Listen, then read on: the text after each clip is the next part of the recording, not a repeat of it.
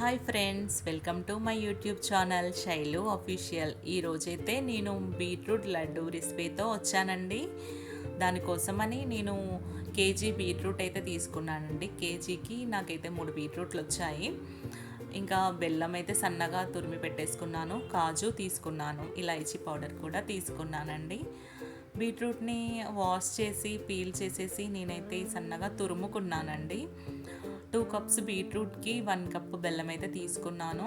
ఇంకా కాజులు అయితే పౌడర్ చేసేసుకున్నాను.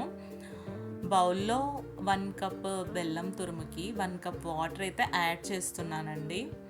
ఇది కొంచెం కరగనివ్వాలి, ఎందుకంటే బెల్లంలో కొంచెం డస్ట్ పార్టికల్స్ లాగా వస్తున్నాయి కదా.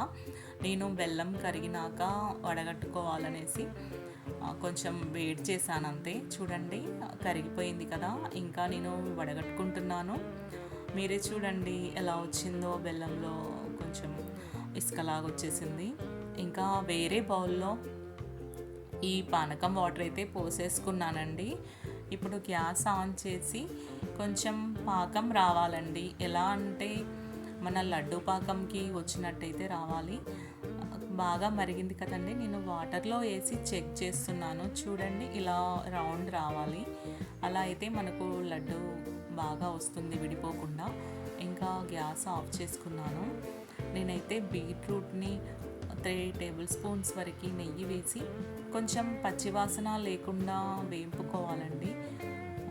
నెయ్యిలో వేపుకొని నేను ఆల్రెడీ కొంచెం వేపి వేసాను, మళ్ళీ ఇంకొకసారి హాఫ్ వేయించుకున్నానండి.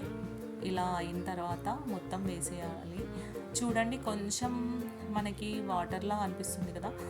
మళ్ళీ గ్యాస్ ఆన్ చేసి నేను దగ్గరికి వచ్చేలాగా వేడి చేస్తున్నానండి. ఇంకా అందులో ఇందాక పౌడర్ చేశాను కదా, కాజు పేస్ట్, అది కూడా వేసాను.